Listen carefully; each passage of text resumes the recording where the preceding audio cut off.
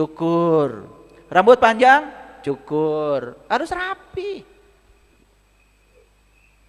Jangan menunjukkan, saya ini lagi susah. Menunjukkan sama orang lebih dikasihani. Bajunya compang-camping, gak mandi-mandi. Ya. Nih kalau mau ngaji ke sini yang rapi. Nanti kayaknya bagus ya kalau ada Kang Ahmad hadiah buku dari saya yang paling rapi. Paling rapi jenggotnya gitu kan.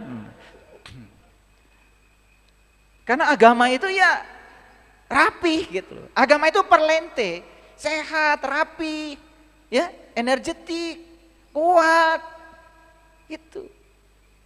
Mobilnya bagus, iya.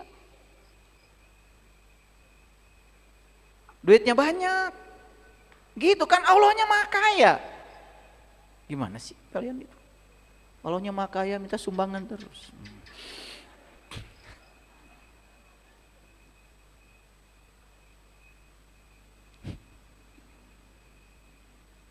Jadi yang namanya perhiasan itu ya aksesoris. Menunjang penampilan. Sifatnya tuh simbolis, menunjukkan keagungan, status sosial, investasi. Semua perhiasan itu sifatnya seperti itu. Nah, kita mau investasi jangka pendek atau jangka panjang? Saya mau nanya. Ya jangka pendek butuh, jangka panjang juga butuh. Paham? Tapi ada yang hanya investasi jangka pendek, sampai napasnya berhenti udah aja, berakhir di situ. Makanya saya perhatikan ya orang banyak yang kaya, pelitnya auzubillah, dia pikir, kalau dia tuh memberi, dia akan berkurang. Pahala memberi itu bukan buat siapa-siapa, buat dirinya sendiri. Bahkan harusnya berterima kasih pada orang yang mau menerima titipan pemberiannya, karena itu akan diberikan pada dia di kehidupan yang akan datang menjadi karma baik. Kalau orang sadar aja begitu, gak ada orang pelit. Gak ada model-model kayak kalian kayak gini. Maaf ya. Ada perhiasan ruhani dalam diri. Itu bersifat abadi. Nah, perhiasan ruhani itu akan menunjukkan sifat. Sifat-sifat orang yang terhiasi secara ruhani, maka dia punya sifat-sifat yang terpuji. Sifat yang terpuji, bahasa Arabnya hamid. Makanya orang yang memiliki sifat yang terpuji disebut Muhammad. Jadi Nabi kita ini, Nabi Muhammad, sebetulnya nama aslinya kan Ahmad. Karena dia mencapai sifat yang terpuji yang namanya hamid, tahalluq bi ahlakillah, teguh pada prinsip moral dalam dirinya, tidak menggadaikan nilai-nilai dirinya. Dia mewakili sifat-sifat Allah yang nyata dalam kehidupannya, disebut tahalluq bi ahlakillah. Karena dia sudah menyerap sifat-sifat Allah, maka dia berbuat seperti Allah berbuat. Wa ahsin kama ahsanallahu ilaika. Maka dia disebut manusia yang terpuji. Manusia yang terpuji sudah mengadopsi sifat-sifat hamid yang terpuji, diberi gelar. Gelarnya namanya Muhammad. Jadi kita ini selama ini hanya cerita Muhammad, Muhammad, Muhammad. Harusnya kita berjuang. Gimana caranya menjadi Muhammad? Gimana caranya? Ikuti jejaknya Nabi Muhammad. Kan Nabi Muhammad sudah bilang, jika kamu ingin mendapatkan cintanya Allah, ikuti aku. In kuntum tuhibbunallah fattabi'uni yuhibbukumullah. Maka kamu juga akan mendapatkan cintanya Allah.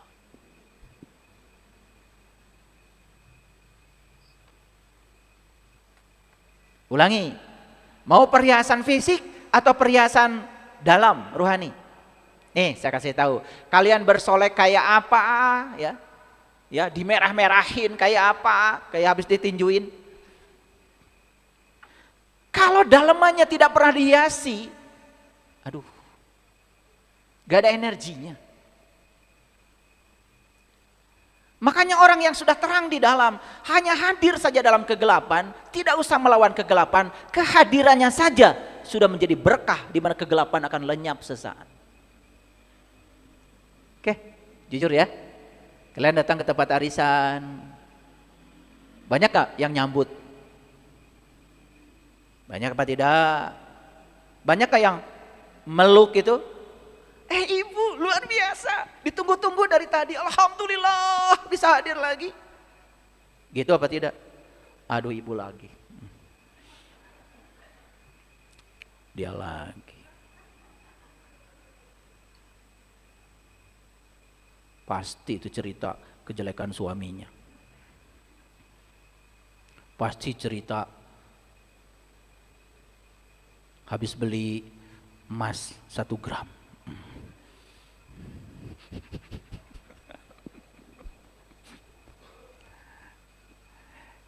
Bapak Ibu bisa nggak merasakan seseorang energinya frekuensi tinggi atau frekuensi rendah? Bisa nggak? Bisa kan? Bisa. Mau didandani kayak apapun, mau semuanya pakai palsu kan? Ya, alis palsu, bulu mata palsu, itu semakin membuktikan dirinya itu palsu. Betul nggak? Jadinya bertopeng sesaat. Kalau tidak ada energi dari dalam, aduh, datangnya disesali, perginya disyukuri. Betul nggak? Nah, pergi, alhamdulillah. Tuh, semua orang bilang alhamdulillah gara-gara dia pergi. Itu kan sudah bukti bahwa kita ini berhiasnya terlalu asik di luar. Gak peduli mau tasnya lu potong. Apa tuh, merek apa tuh? Oh, apa ya ibu-ibu ya? Punya? Oh, baru dengar, nggak apa. Ya, Louis Vuitton, Hermes, Gucci. Kalau energi dari dalamnya itu sudah amburadul, gak ada orang yang nganggap. Kata-katanya menyebalkan, wajahnya penuh curiga, tatapan matanya tidak bersahabat, yang keluar dari mulutnya ucapan-ucapan yang menyakitkan. Ada nggak yang kayak gitu? Ada apa banyak? Siapa diantaranya? Enggak, saya mau nggak kayak gitu. Nah, ini namanya menurut Quran surat Al-Kahfi, ini perhiasannya sudah rata, sudah tandus. Jadi ketika seseorang tidak punya perhiasan rohani dari dalam, tidak ada kebaikannya, sebagus apapun dia bersolek di luar, tandus, rata, datar. Makanya orang yang didatangi mereka itu tidak merasa mendapatkan berkah apa-apa. Gitu. Bisa mengukur diri sekarang? Kira-kira perhiasan kita ini rata, tandus, datar, atau sebaliknya? Oke, alhamdulillah ya. Tepuk tangan dong. Itulah pentingnya belajar kesadaran. Belajar kesadaran itu memaafkannya luas. Ketika orang melakukan kesalahan, sudah jangan diingat-ingat ya. Belum minta maaf aja sudah saya maafkan. Bawaannya selalu kata-katanya itu menyenangkan, positif aja, dirindukan. Gak ada yang orang alhamdulillah dia pergi, gak ada yang kayak gitu. Oke, baik ya. Nah, kenapa saya berbicara tentang perhiasan luar? Karena terlalu banyak orang yang terus-menerus ya sibuk dengan yang luar. Meraih jabatan setinggi-tingginya, mengambil berkah sebanyak-banyaknya, ingin menunjukkan pada orang lain bahwa saya berhasil gitu. Tetapi dalamannya keropos, gak ada isinya itu. Makanya saya pernah menyaksikan banyak orang dalam kehidupan ini yang sibuk dengan luar tetapi tidak memiliki ketahanan di dalam. Dalam sekejap begitu yang di luar berubah, yang di dalamnya hancur lebur, tidak siap untuk mengikuti perubahan itu. Stres, stroke, gak ada yang anggap lagi. Bahkan sepeninggal dia tidak ada yang merindukannya lagi. Dia semasa hidupnya tidak pernah membuat sejarah besar untuk memberikan cita kasih pada semesta. Tidak ada yang bisa dikenang dari dia. Yang dikenang selalu keberingasannya, kesadisannya, keburukannya, kepelikannya, itu aja. Bapak Ibu, apa tidak ingin dalam hidup ini kita dikenang sebagai Hamid? Dikenang sebagai Muhammad? Orang yang sudah bisa menunjukkan sifat-sifat yang terpuji. Apa tidak pengen begitu? Aduh, kalau tidak pengen ada masalah dengan kita. Ya? Oke. Yuk sekarang kita melakukan perjalanan ke dalam. Sekarang masuk ayat 9. Am hasibta anna ashabal kahfi warraqim kanu min ayatina ya ajaba. Atau kamu mengira bahwa orang-orang yang mendiami gua dan Rokim. Oke, lihat saya semuanya. Mendiami gua. Kita kan sedang mendiami gua sekarang. Betul? Ya. Dan ada yang menjaga nggak di sini? Ada. Rokim itu penjaga. Yang menjaga kita siapa? Prinsip-prinsip moral kita, kehormatan kita, harga diri kita. Itu yang harusnya menjadi rokim kita. Rokim ini diterjemahkan anjing. Ya memang secara fisik yang namanya anjing kan sukanya menjaga. Betul nggak? Tetapi kita tidak butuh anjing untuk menjaga itu. Gua kita ini harus dijaga dengan prinsip-prinsip moral, nilai-nilai luhur, sifat-sifat terpuji, supaya kita menjadi Muhammad setiap saat. Setuju? Setuju? Oke. Sudah mulai masuk ke sini? Oke. Ya, mereka termasuk tanda-tanda kami yang mengherankan. Ini tubuh kita ini bukan tanda-tanda Tuhan yang mengherankan. Ini adalah ekspresi karya agung Tuhan yang luar biasa. Tubuh kita ini kalau kita ungkap rahasianya, kita bisa menemukan rahasia semesta yang makro di dalam tubuh yang mikro ini. Sayang sekali kita mengabaikan rahasia di sini. Dan kita sekarang akan masuk ke sana, ke dalam, menemukan rahasianya. Kemudian ayat selanjutnya, ya. Iz awal fityatu. Fityah itu bahasa Arabnya pemuda. Nah, jadi Ashabul Kahfi itu adalah para pemuda yang sedang mendiami gua, yang sedang masuk ke dalam gua. Ini bukan cerita sejarah, ini bukan cerita tentang masa lalu. Quran itu bersifat kontekstual dan konseptual. Ini cerita tentang kita hari ini. Pertanyaan saya, mau nggak Bapak Ibu jadi Ashabul Kahfi? Mau nggak jadi pemuda yang mendiami gua? Mau? Pemuda yang mendiami gua, dia itu adalah diam di sini. Dia tidak terasing di sini. Dia menjadi dirinya sendiri. Dan kenapa pemuda? Ini mau saya ungkapkan rahasianya. Tetapi sebelum itu, saya lanjutkan dulu ayat yang ke-10. Iz awal fityatu ilal kahfi faqalu rabbana atina min ladunka rahmatan wa hayyi lana min amrina rasyada. Jadi pemuda ini yang masuk ke dalam gua ini, dia meminta kepada Allah menyampaikan satu permohonan. Permohonannya begini, wahai Tuhan kami, berikanlah rahmat kepada kami dari sisimu dan sempurnakanlah bagi kami petunjuk yang lurus dalam segala urusan kami. Jadi memohon dulu sebelum masuk ke dalam gua ini supaya tidak salah jalan. Nah, kenapa pemuda? Oke. Saya sudah pernah ke gua yang diklaim sebagai Gua Al-Kahfi, adanya di Yordan. Ini fotonya. Coba lihat ya, yang sebelah sana itu adalah luarnya. Gelap apa tidak? Gelap. Yang sebelah sini dalamnya. Sempit. Kalau baru 3-4 orang aja masuk ke dalam itu sudah sempit. Ya. Saya udah ke sana. Dan ini gua buatan manusia. Dan saya kok juga heran, kenapa gua ini diberi nama Ashabul Kahfi? Boleh enggak? Ya boleh. Tetapi itu nama pinjaman. Apakah Ashabul Kahfi yang dimaksud oleh Allah di Quran sama dengan yang maksud manusia? Belum tentu sama.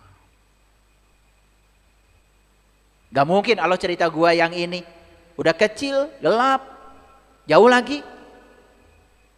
Tapi kalau gua itu adalah diri kita, gua,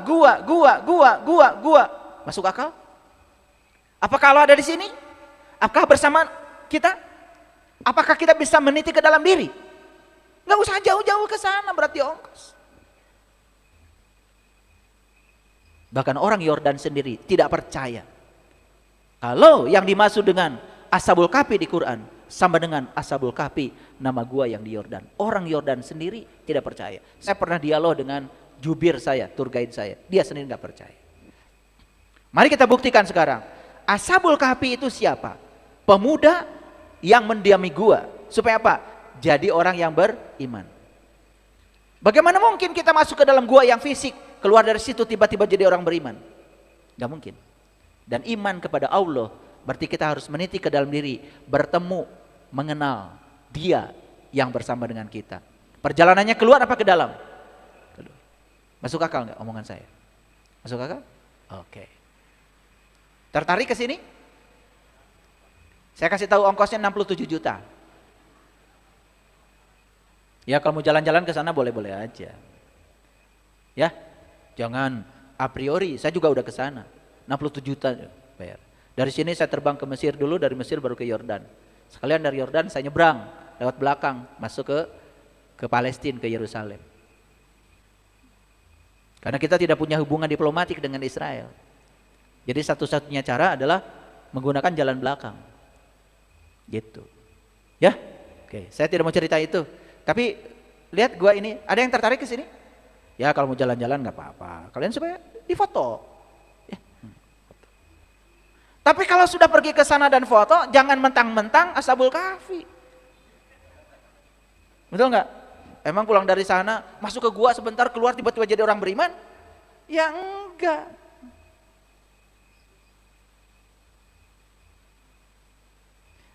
Lihat saya semuanya. Ya. Mengapa kata-kata yang digunakan pemuda?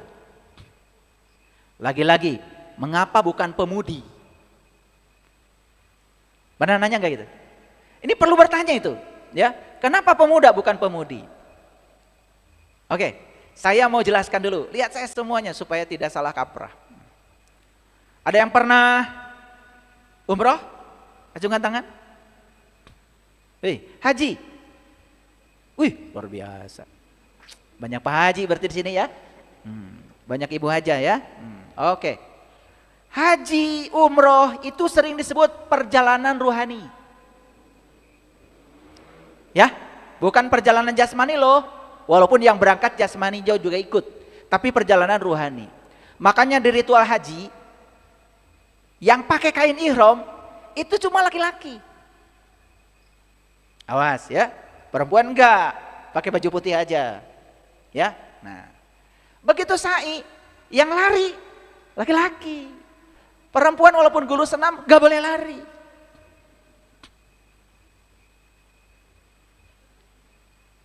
Nah kita kan cuma disuruh lari sama Mutawib, lari aja. Udah stop, gak usah lari lagi, jalan biasa lagi. Tapi kita gak nangkep maknanya. Laki-laki lari, perempuan tidak. Nah ternyata di Al-Quran kalau ada kata laki-laki selalu mengacu pada segala yang bersifat dimensi ruhani. Makanya segala yang ada kata-kata wanita, perempuan itu selalu mengacu kepada yang bersifat jasmani. Makanya Quran surat kedua itu bukan sapi laki-laki, sapi betina namanya Al-Baqarah. Itu cerita tentang bagaimana Tuhan menciptakan tubuh ini sebagai kendaraan fisik yang bisa mengantarkan jiwa kita untuk pulang kepada Allah. Itu isi Quran surat Al-Baqarah. Ulangi ya. Jadi kalau di Quran ada kata-kata laki-laki, berarti hakikatnya berbicara urusan rohani. Kalau ada kata-kata perempuan, berbicara urusan jasmani. Paham? Hakikat ini hakikat. Nah, makanya ketika kita haji, haji kan perjalanan ruhani, berarti perjalanan laki-laki. Nih, yang berangkat suami istri, ada jasmaninya? Ada ruhaninya. Jadi sebetulnya yang disebut dengan pasangan itu bukan suami istri. Pasangan itu jasmani dan ruhani. Makanya Allah sudah menciptakan kita sejak dari lahir itu sudah berpasangan, jasmani dan ruhani. Paham? Oke, bisa dilanjut? Oke, ya. Jadi segala urusan yang bersifat ruhani disimbolkan dengan laki-laki. Segala urusan yang bersifat jasmani disimbolkan dengan perempuan. Yuk kita lihat. Yang pakai kain ihram laki-laki. Jadi sebetulnya jasmani kita ini nggak bisa disucikan. Tetap aja kita akan makan, betul nggak? Air kencing juga dari sini, berak juga di sini, betul? Iya. Jadi yang bisa disucikan apa? Ruhani. Makanya tidak ada di Quran, beruntunglah mereka yang menyucikan jasmaninya. Nggak ada. Tapi di Quran, beruntunglah mereka yang menyucikan jiwanya. Paham sampai sini? Oke. Makanya perempuan Itu apa? Gak pakai ihram. Ihram itu kan artinya mengganti baju yang berjahit dengan baju yang tidak berjahit. Sepanjang kita ada di dunia, butuh mobil, butuh uang, butuh makan, butuh jasmani, butuh jasmani. Makanya tidak mungkin kita melepaskan diri dari urusan jasmani, nggak mungkin. Tapi ruhani kita bisa melekat, bisa tidak melekat, itu urusan kita. Oke, agak berat ya kajiannya, nggak apa-apa, sekali-kali berat. Biar mikir. Karena kajian ini buat orang yang berpikir. Yang nggak mau mikir, jangan dengerin kajian saya. Makanya saya tidak pernah iklan, tolong di subscribe, nggak pernah. Kalau mau dengarkan kajian saya, subscribe dong, nggak pernah. Nggak ada kan iklan seperti itu? Nggak ada. Silakan, mau subscribe, nggak subscribe, bukan urusan saya. Saya sudah selesai dengan diri saya sendiri. Mau ngaji, nggak ngaji, bukan urusan saya. Tapi kalau belum siap terbuka pikirannya, lebih bagus nggak usah dengar daripada nanti mencaci maki. Kasihan. Ya. Dan kalau ketemu orang bodoh itu harus menerima. Karena orang bodoh belum pernah pintar. Karena orang pintar pernah bodoh, ya. Makanya ketika sa'i, laki-laki lari, apa artinya? Urusan ruhani harus lari. Urusan jasmani, ya sudah, biasa-biasa aja. Jangan mengejar masa depan. Gampang kok kalau masa depan ingin didapat, gampang. Tidak usah dikejar masa depan itu. Tarik masa depan ke frekuensi kita saat ini. Akan jadi kenyataan. Wah, ini ilmu mahal sebetulnya ya. Ini saya bocor ini. Harusnya bayar ini. Gak apa-apa lah, udah dibocorin. Katanya pahalanya lebih banyak. Wah, saya nggak tahu pahala itu apa. Pahalu saya nggak ngerti. Makanya saya nggak pernah bagi-bagi pahala di sini. Nggak ngerti saya, nggak ngerti. Ya, pokoknya yang saya ngerti, kalau kita menciptakan sebab baik, kita dapat akibat baik. Menciptakan sebab buruk, kita akan dapat akibat buruk. Gitu aja. Dan yang menerima akibat diri kita sendiri. Yang saya tahu itu. Yang pahalu, cari aja sama yang suka obral pahala.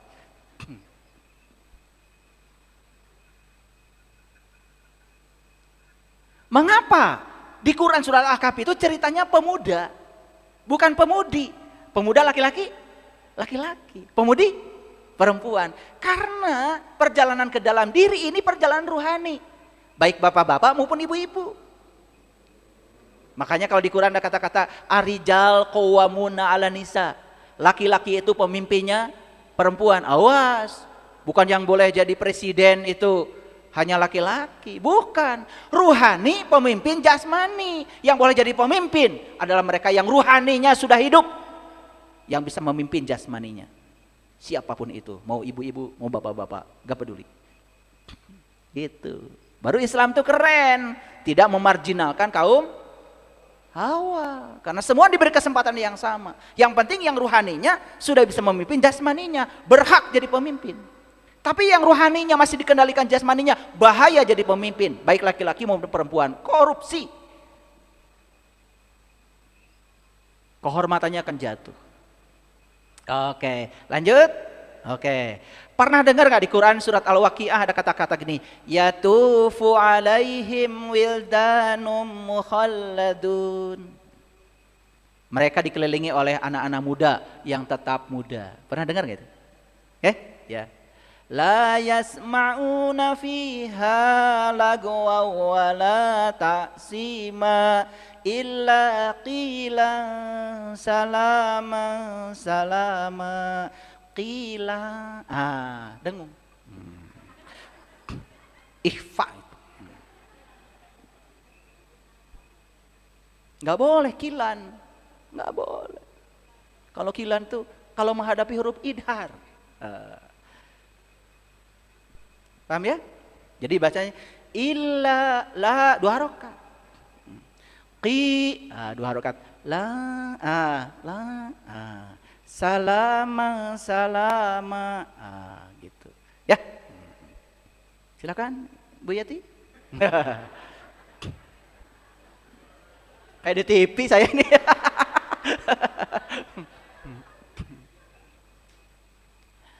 Mereka dikelilingi oleh anak muda yang tetap muda. Makanya saya kasih tahu, kalau orang benar belajar spiritualnya ke dalam, ya, awet muda. Sehat, berkelimpahan, gak pernah sakit. Karena dia sudah tahu ilmunya. Karena begitu dirinya sudah positif, tubuh spiritualnya positif, tubuh intuisinya positif, tubuh energinya positif, tubuh mentalnya positif, maka tubuh fisiknya positif. Nanti saya buktikan ya. Tadi sudah ada sharing ya dari sahabat kita, ya, mendengarkan kajian-kajian, lagi sakit, ternyata ada beberapa orang yang stroke. Kemudian dipasangkanlah ya headset, kemudian mendengarkan kajian terus menerus. Ya, luar biasa, bisa sembuh dari stroke.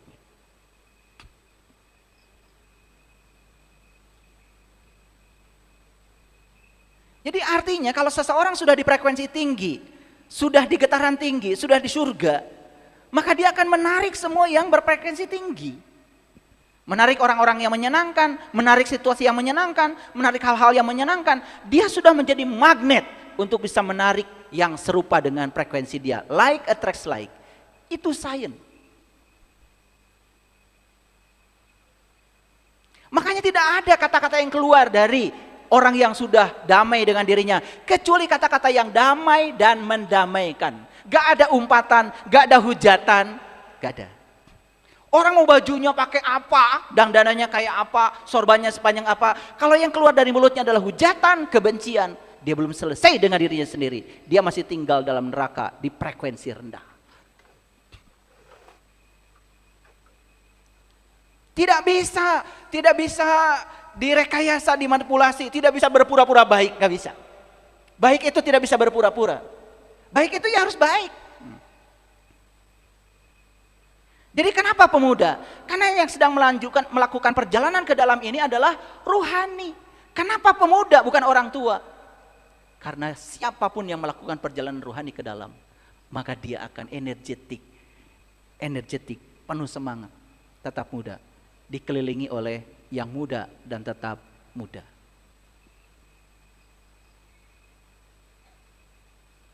Jadi umur 35, jalan sudah diseret. Ada apa ini?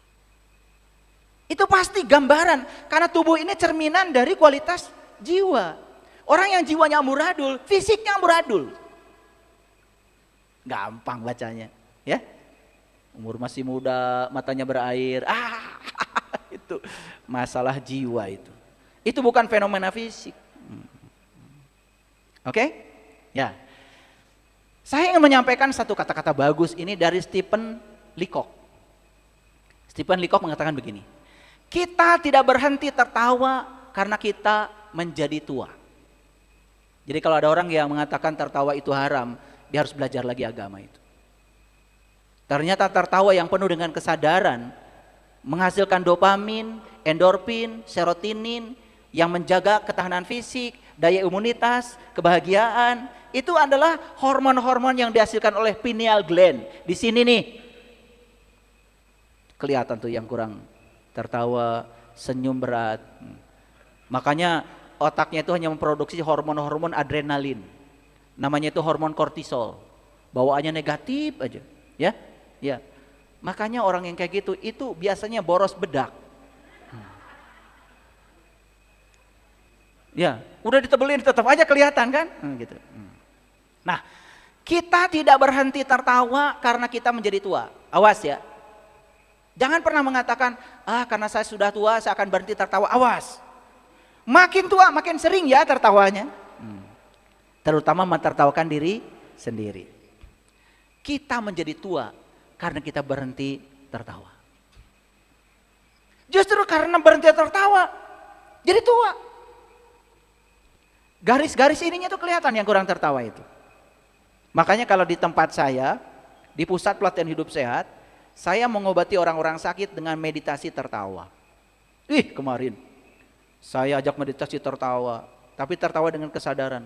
Yang sakit pinggang sembuh, yang sakit kepala sembuh, yang mahnya kronis sembuh, luar biasa.